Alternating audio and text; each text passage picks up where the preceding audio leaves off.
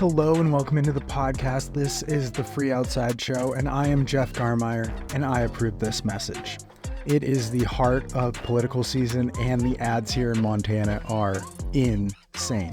But let's get into the show. I just got back from Canada, so sorry. We're going to just dive into Canada and the Divide 200A. So let's just get into it because it was a wild week. I got back at 3:30 a.m. last night. I can't even think straight. I was going to put a podcast that I just have in the hopper in here, but then I looked at my schedule for the next 2 weeks, and I was like, sorry, but I got to record a podcast today to put it up there, and we will recap everything from poutine to running in the Canadian Rockies, sorry. Okay, let's get into it. Canada, here we come. I assume I put a slide whistle sound in there. If you don't know, I'm Jeff Garmeyer, and I'm the one that does this podcast. I have records on like the John Muir Trail, Colorado Trail, Arizona Trail, Pinhoti Trail, like 20 more. Who cares? I also have done some running, if you don't know. I've done through hiking, I've written a book, I have a movie. I'm the one you want to listen to when it comes to Canada. The last time I was in Canada was 2018. And back then I went to... I was kind of there in 2018. I was like barely there. I walked the Pacific Northwest Trail and connected it to the Continental Divide Trail around Goat Haunt Shelter, which is right on the Canadian border. So I didn't really go into Canada, but I think they looked at my passport at the Goat Haunt Entrance Center right on Waterton Lake. The last time I can remember, I think, was 2016. It's in my book if you want to read it. It's in part 3, at the beginning of part 3 of my book, if you're into that sort of thing. I was in Canada doing the Continental Divide Trail. I had to get to Waterton to start the Continental Divide Trail. I don't know. I think that was the shortest way. So the least amount of miles in order to do the trail.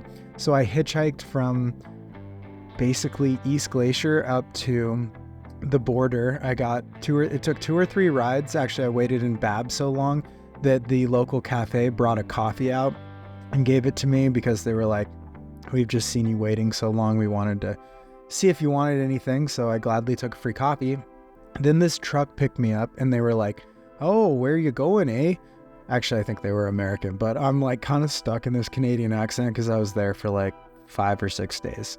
But anyways, they picked me up, this truck. I rode in the back. It started raining. It was kind of miserable, but I had a ride finally after like a couple hours of hitching. We got to the border right before it, and they were like, yeah, we'd be more comfortable if you walked across the border, eh? And I was like, yeah, totally. I mean, who knows if I had like drugs or something in my pack or something. So I walked across the border, they drove across it, and then they picked me up on the other side, and they were like, oh, well, where are you going? And I was like, do you have any suggestions on where we should go? And I was like, well, I'm going to Waterton. I think it's pretty cool. You guys should probably want to go to Waterton. So they drove to Waterton, dropped me off, and I began the Continental Divide Trail. That, I think, is the last time I was in Canada, eh? Yeah, I don't know. I won't think too hard about it. So that's like a long time, like 8 years or something. So my girlfriend, Allison, who we're directing Montana Meltdown the race, 4-hour, 12-hour, 24-hour options, you should sign up. She was running Divide 200, which is on basically the Great Divide Trail, the GDT, which now I want to do next year. It looks pretty epic up there. There's like so many bears. There was a bear attack on it on Friday. I'm recording this on Sunday, so 3 days ago. And it will come out on Monday because quick turnaround here at Free Outside LLC. But anyways, we were going up to her race. I had just DNF'd Wasatch 100. You can listen to that episode. I think it was like 2 episodes ago. So going to that, and then we were going to get back on Saturday or Sunday. And then from there, I have to go to, when you're listening to this, if it's the day it comes out, and if it's not, who cares? In like 4 days, I have to go down to Kanab, Utah and run Grand Stage Race, which is like 6 days with no cell service. So in essence, over like a 4-week period, I'm going to be home like 7 days, and I am still delivering bi-weekly podcasts. Yeah. And completing all this coaching and scheduling for athletes and stuff. So I'm pretty amazing. I also even got ketchup chips for my friend by request from him. So with that, please 5-star reviews for the podcast on both Apple and Spotify, 5-star reviews for the movie on Amazon or wherever you listen to movies, and Rotten Tomatoes maybe, and then 5-star reviews for my book on Amazon. So all these things just because I'm working so hard and I'm a millennial and we really need free handouts. So that aside, let's get into Canada. Well, we're out of Canada, but let's go back to Canada.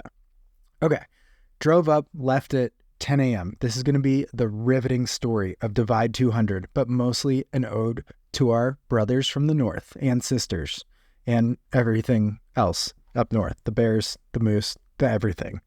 So, good day, mate. Here we come. Sorry. All right, Canada. We drove north, left here on Monday. The race started Tuesday, got up there around 5 or 6, right in time for packet pickup and the meeting. Allison lined us out on what she wanted. My plan was to just crew, which basically means do whatever is needed for the race. We took my car because it's better, and she said we should, so it took the wear and tear of all those miles, but turns out we did need it because she drives a sedan, and at least my SUV, could handle the mud. Okay, race morning. We were lined out, had all our plans. Robert was going to pace. He was this Polish guy who lives in Calgary. The race started at Castle Mountain Ski Resort, which is like 2 hours southwest of Calgary. And up there, it's kind of like the Texas of Canada, but there are also the Northern Rockies. We'll go with that. So there's these massive mountains, and that's why they call it Divide. So spoiler alert, it was mountainous. So we camped in the parking lot. It was just a beautiful camping experience on the gravel.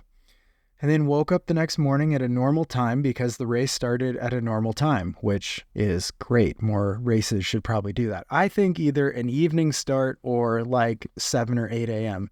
One time I did a race that started at 2 a.m. and that was stupid.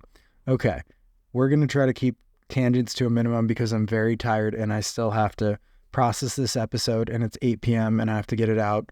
That would make like 8-hour turnaround for the episode. So I'm amazing. All those places I said 5-star review. Thank you. Oh yeah. Subscribe to my YouTube channel. It's just these, but you get to look at my face while I'm talking. Okay. So the race started and they were off. Robert luckily had brought down a Starlink, so we were able to track and I was able to work from the parking lot.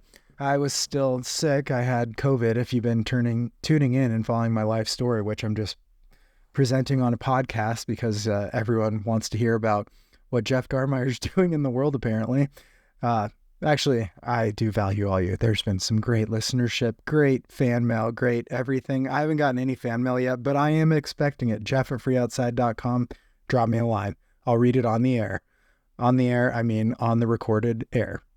So Allison started out, and we basically just sat around for a lot of hours because it was like 40 miles to the first crude checkpoint, and there was nothing else we were going to do. It was like 20 minutes away. So we were working, ate some food, walked around, blah, blah, blah.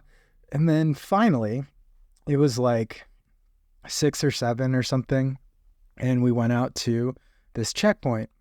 And that's when this is going to be like a very interesting one, I hope, if you're into crewing or want to know what these things are like or what crewing is like. So basically you get out there, there's no cell service. You haven't really had any interaction with your runner, especially on these courses that are in Canada, because sorry, but there's not a lot of communication methods out there. You can track your runner on the live tracking on the website, but other than that, we didn't really know what she wanted. So what you do is you guess. Yep, it's very official. They're doing a 200 miler and you're guessing. So get out there, set out the stuff. There's like a few bags, like a bag of spare socks, spare clothes, spare gear. She has labeled the food she wants at each aid station. But then it's like, will she want these veggie sausages cooked up? Who knows? Will she want a protein shake? Who knows? Will she want to sit down? Who knows? So what do? You make the decision for them. So whipped up some veggie sausages. I cooked myself some dinner. And then you wait, because when we were out there at these checkpoints, we didn't have service either. So we left when it was like, we'll have plenty of time to be there and set up before she gets there, but we don't know when she will get there. So while we're sitting around, there's like these signs that direct runners where they're supposed to go. Sorry, I have a fidget thing here. I don't know if you're watching on the internets, the YouTubes. So there's this sign that directs runners into the aid station, and people keep parking in front of it. And so me and Sarah, who is one of Allison's pacers, were there. Robert, since he's very European, had decided he didn't need to, well, we told him, like, there's not really much to do. You can go to the sauna, which he really wanted to do. There was a sauna an hour away, and better believe the European style, he went every single day. So he went there, we set up, and this sign directing runners, one of the volunteers had told us pretty explicitly, can you make sure this stays clear? So we had to tell one truck to move, and then another was parking there, and it was like, why don't we just like take one of these 100 cones that are blocking search and rescue and move it over there? We did. Guess what? Everyone was so impressed. I feel like we could have been the prime minister by the gumption and the decision to take charge in blocking this sign and making a decision for the greater good of the race. So we did that. We helped the lady back up her truck. We were just very cordial and began to immerse ourselves in the good old Canadian sorry attitude. It was great. Really refreshing. I mean, everyone is just like nicer about everything. So the first two runners come in, and then Allison's like in the second group, comes in, sits down. So it's going into night, give her all the night stuff, and then say, cheerio, get on out there. Sorry, but you can't stay here, eh? So she ran off into the woods and kept going. The next checkpoint she was going to hit was going to be around midnight, and Sarah was going to pace her in the morning. So I just said, like, well, it's okay. I'm mostly crewing, just going to pace a little. I can handle the checkpoint. You can go do your sleep stuff before you have your big pacing legs. So she went and slept, and I went out to the next checkpoint and waited, because there is a lot of waiting when you're crewing an ultra. So went out there, and better believe I cooked up a couple more veggie sausages and waited. This is when I started interacting with some of the volunteers. I was there for like an hour, and boy, was it a treat. So this is my American impersonation attempt of having a conversation with a Canadian volunteer. They are so nice. Oh yeah, no, I signed up for the Air Force 5K. Yeah, it was really great. I was training and mowing my lawn to get all trained up, and I have to mow my neighbor's lawn because his house exploded. Yeah, one night I was sleeping and I heard this big bang, and you know what it was? I thought it was a bear banger, where just to scare away the grizzlies there, eh? But no, sorry, it was actually his car exploded. It caught fire, and so did the house. It like half burned down. But, it's okay, because he had two cats, and I went over there and we rescued them. But now we only have one, because the one of them kept peeing on my bed. So we had to find that one a new home, because that's no good there, eh? So I was like, sorry, we'll find you a home up in Calgary. And you know what? We did. But now we got this other one who she's so spoiled. We get $200 a month from the insurance there, eh? To give her the best food possible. So that's what we do. And it's really nice because I can share my breakfast with her. I have this high A1C. So what I do is I just have to eat a spoonful of cottage cheese and a little bit of chocolate pudding in the morning. And my numbers have gone down because my doctor said I had to. But I found these recipes online that work with my diet. Found this great chocolate pudding one that works. But I tried to make this cottage cheese flatbread one, don't you know? But no, it ain't no good. It was way too rich for my good. Yeah, hey. Yeah, so sorry. Oh, I hear your girlfriend's a vegan. Well, I got this vegetables in my car that I don't like, and she can have them all if you want there, eh? And I'll go get them for you. And she was going to like them a lot more than me, because I wish I could just eat more. Now I'm only allowed to eat 2 sandwiches a day now, don't you know? So that was one of my interactions with the volunteer. And let me tell you, it was sure really refreshing. I actually got a recipe for the chocolate pudding, just totally out of the blue, because, I might need to know how to make a chocolate pudding that I could eat in the morning. Another Canadian thing, the medic, while the runners were around, was cooking up 3 steaks on his personal barbecue in the front. And it was just so classic and so cute and Canadian and hilarious. He was just cooking up his steaks. He ate them, and I was talking to him like, wow, you got quite a method there. Cause, in Canada, you just go like full boomer mode where you just, kind of butt into things and you're just like happy and talking and chatting, and you can chat about anything. Like, it's so, I don't know, people are just nicer, but it does make sense. They could chat for like 30 minutes on like a down jacket, like, oh, what'd you get, a new jacket there, eh? Ah, don't you know that's going to be real nice when you're ice fishing. Yeah, even shoulder season, the weather's really coming in early this year. You think you could put that one under a parka now, do you, eh? Oh, yeah, no, I don't want to be sorry that I don't have one, so I always keep 3 of them in my pickup truck just in case, if I'm out on the frozen lake and a gale comes in. I don't want to get too cold out there now, eh? Sorry. So, yeah, it was like that. And the medic, he told me like, oh yeah, this barbecue works real good, but sometimes when it gets too cold, it just doesn't cook it so even anymore there, eh? So that is basically I think we're just going to do a lot of Canadian accent here. It's not very good, and I recognize we are way worse people down here in the States, but don't you know, it is so funny up there, eh? So finally, she came into this checkpoint, charged her phone a little bit. I'd already made some veggie sausages there, eh? Don't you know? And so got her back out. I think we changed her headlamp, she uses a waist light, so changed that. She got back out there, and then I got back in the car, and then I went to checkpoint 6 there, eh? Don't you know? And that's where Sarah and Robert were. Robert actually came in right when she was leaving that first crew spot too. It was like he had this innate sense and ability to find us. So he found us right when Allison was still there. He found us 5 minutes before the start line because he drove down from Calgary right then. He was one of those guys that just like nailed it perfectly without seeming like he put any extra effort in. It was pretty funny there, eh? Don't you know? So left this checkpoint and then went and camped. I just slept in the parking lot right next to my car. Didn't get a lot of sleep, never got a lot of sleep, because these things, you just don't get a lot of sleep. You just are centered on crewing and you like wake up. Hopefully you have service. So I drove around. It was like a couple hours, got to where I was going to sleep at 1 a.m. And then there was enough service that you just wake up every 3 or 4 hours so that you can see where your runner is. And Allison was moving pretty good. She was in first at this point there, eh? Don't you know? And yeah, from there, we got up in the morning. She was behind her splits already, but everyone seemed to be. The clouds had come in. This is where Sarah, her pacer, was going to start pacing. And pacing, I'll probably have to do another episode on pacing there, eh? Don't you know?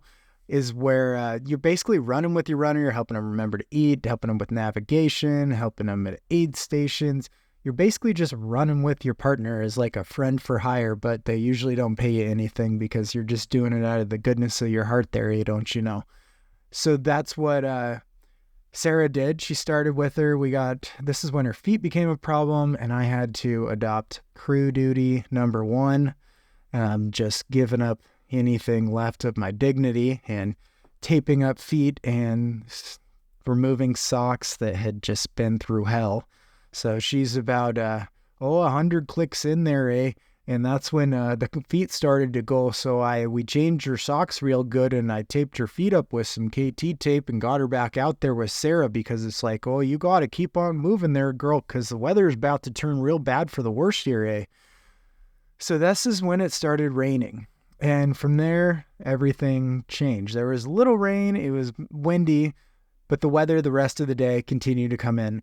The next checkpoint, it was like that autumn weather where it was real windy there, eh? Don't you know?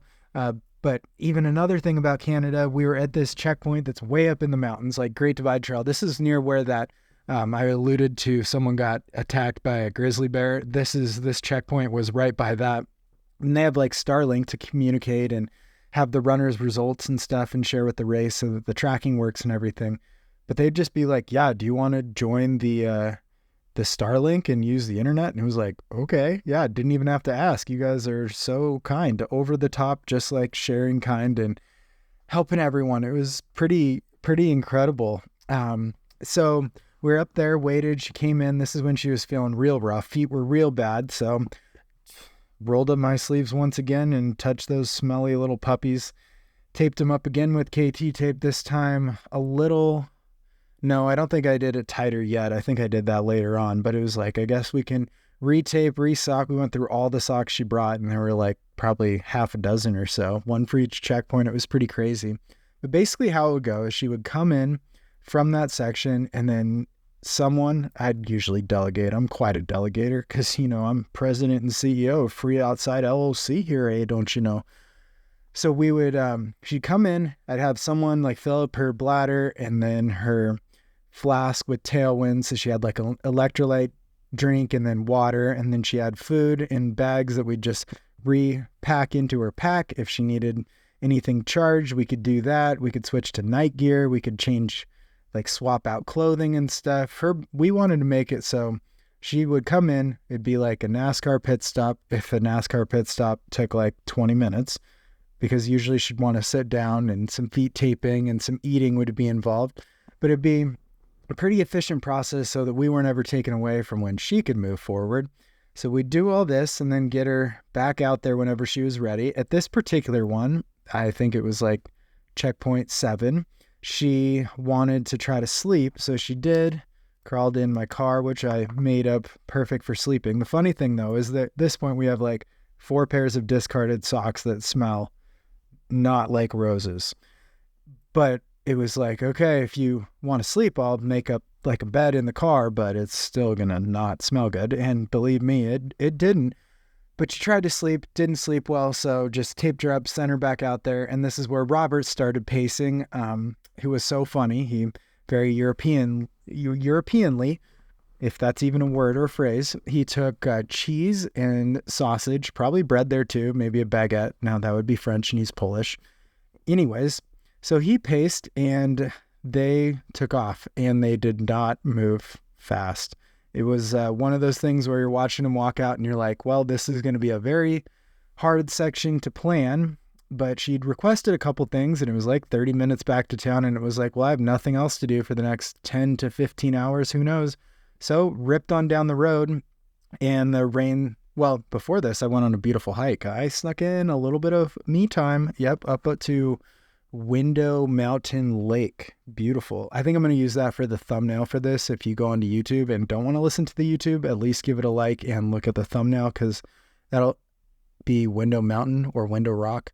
Window something Lake. You heard it here first. So drove down after doing this hike. Sarah went on the hike as well and got to the bottom and she wanted kombucha. And then I just made a guess, because at these things, when you're crewing, you make guesses. So I made a guess and it was like, oh, I think she's going to want some rice here, don't you know?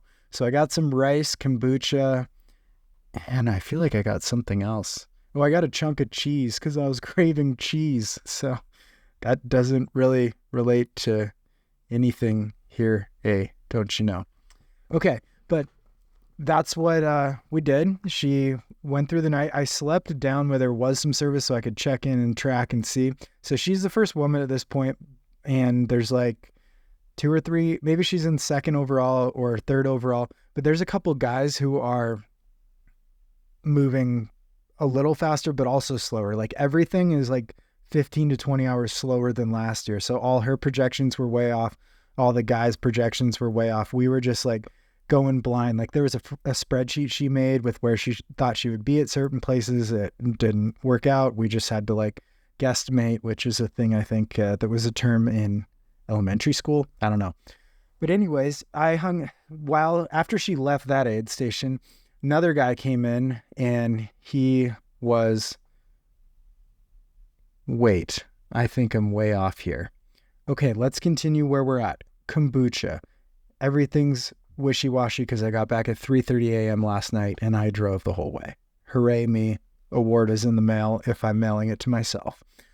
Okay, so go through the night, sleep down below. I rolled out my sleeping bag right on the side of the road, right next to my car. Once again, it was going to be kind of on a quieter place, but right when I crawled in the sleeping bag, it started to rain. So terrible. And then I just slept. So I crawled in my car, set the alarm for like 4 hours, and it was like, okay, I will wake up then, check the tracker.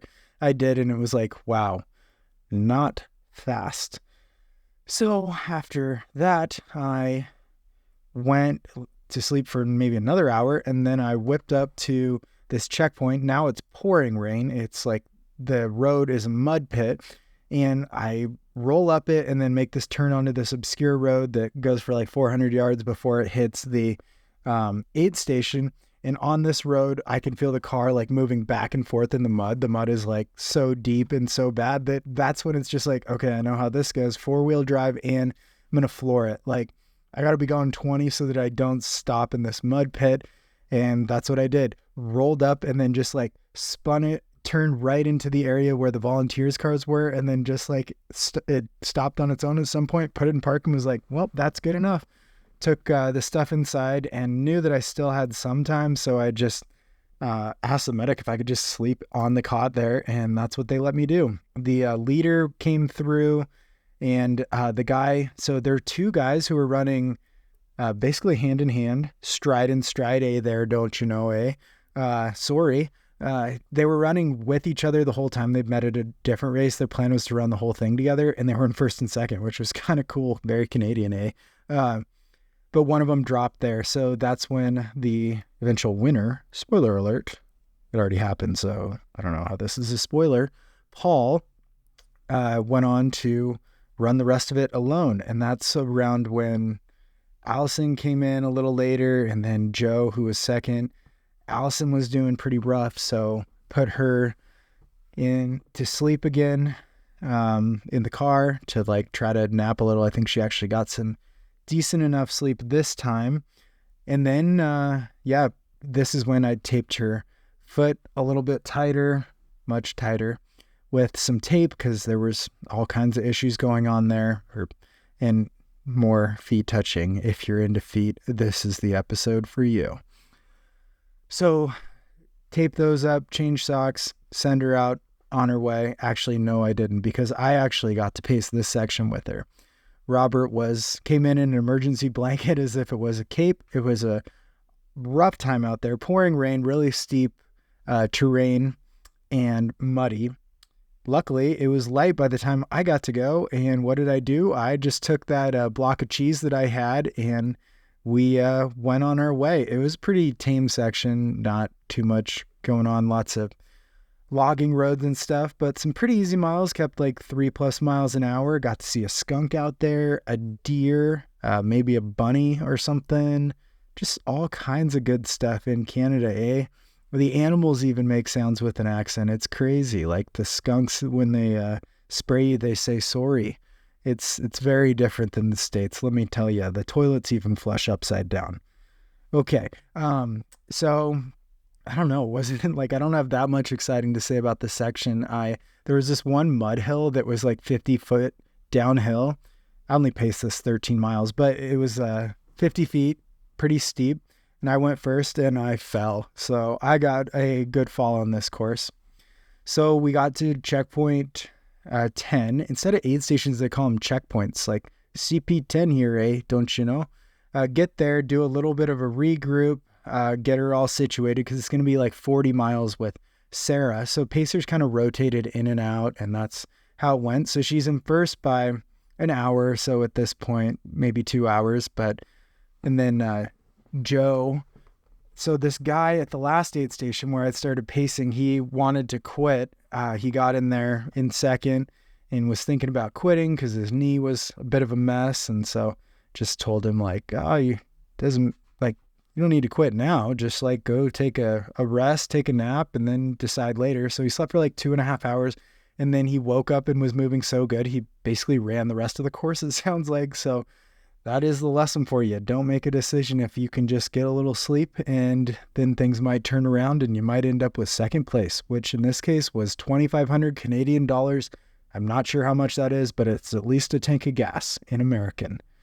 Okay, so dropped checkpoint 10, charged everything up, sent her out with Sarah, and moved good for like a few miles. We're just watching the tracker. Me and Robert, we actually decided, we got time, and you're European and I like saunas too. So we went to the sauna as well. We also went to this tourist attraction called Frank's Slide, where the entire side of this mountain that I cannot remember because we don't do notes fell off the mountain. I don't know if that makes sense. I did not get very much sleep. So the entire side of the mountain collapsed onto the town of Frank. Maybe it's pronounced Franck because Canada. There you go. So it fell and buried the entire town in boulders as big as huge cars, as big as buses, as big as houses, as big as school buses, as big as schools.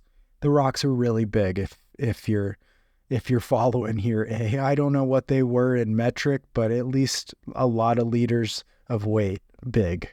They were massive. If you were measuring them in elephants, they would be a lot.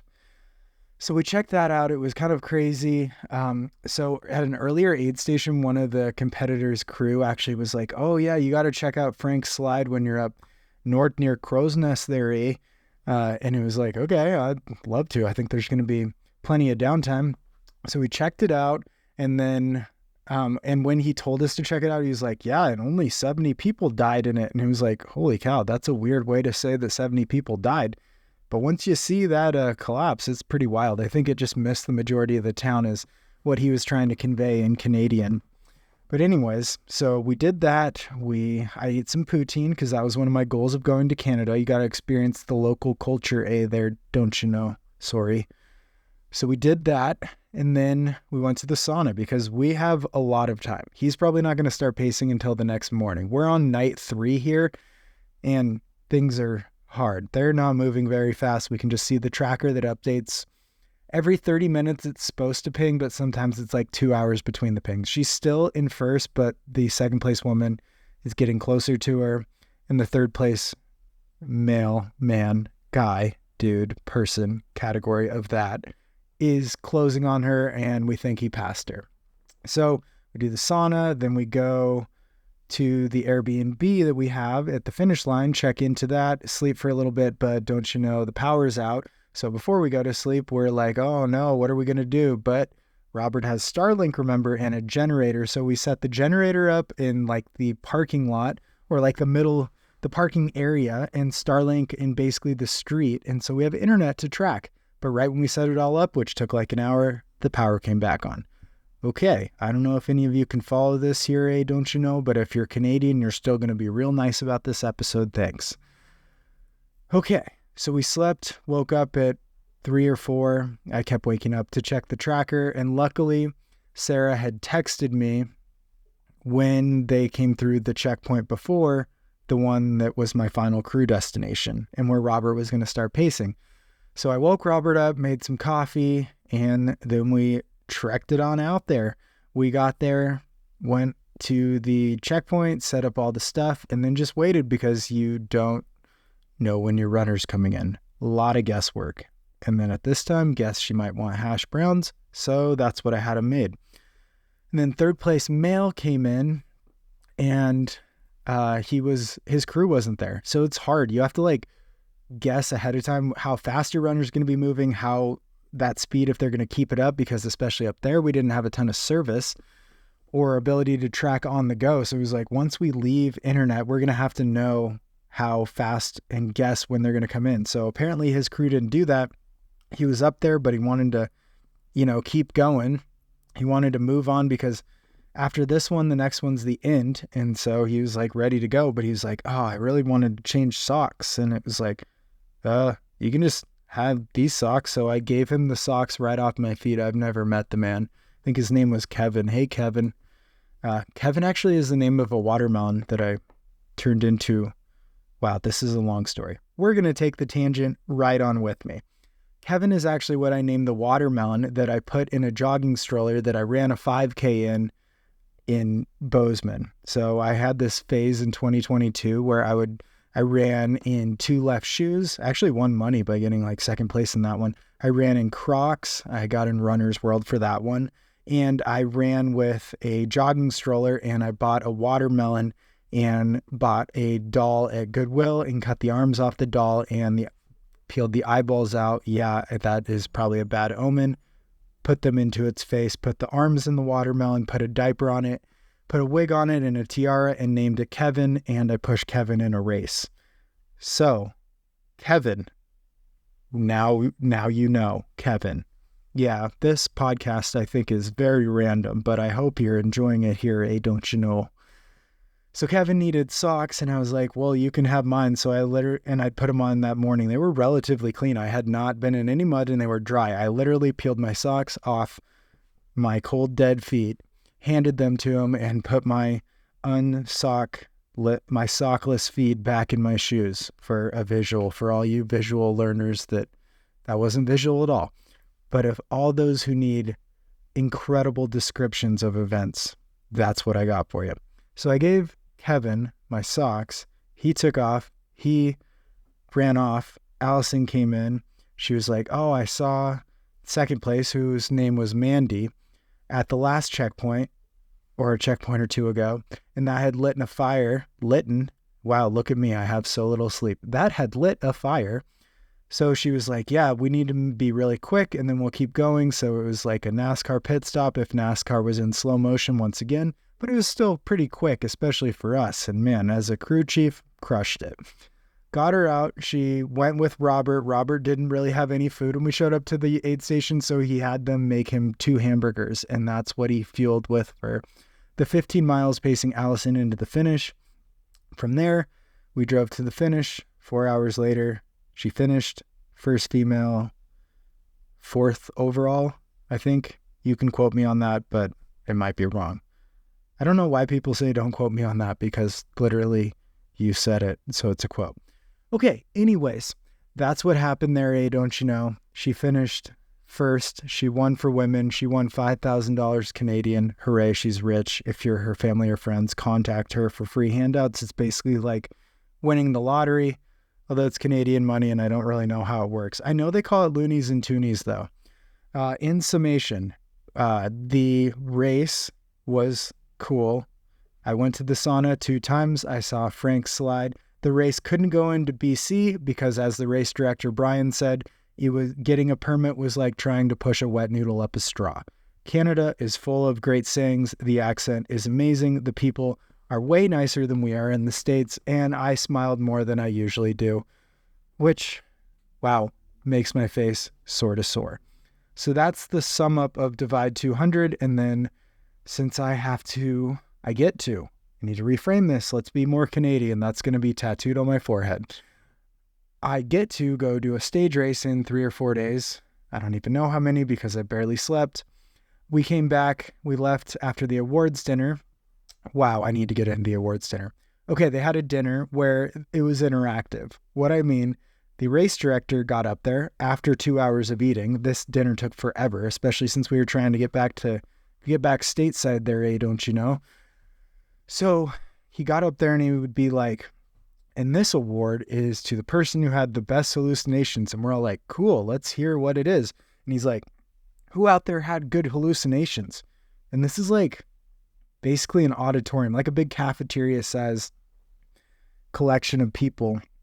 And they would raise their hands. Since they just ran a 200, they would slowly walk up to the microphone. So there's a lot of dead time to kill here. And then they would tell their story, and then we would vote by applause on who won the award, and then they'd win something from a hat to a Garmin watch, basically. So pretty crazy. And this went on for so many different awards, like best crew, best pacer, longest pacer, least experience, like all these awards, whatever you call them. It was like a summer camp type awards. It was pretty funny, actually.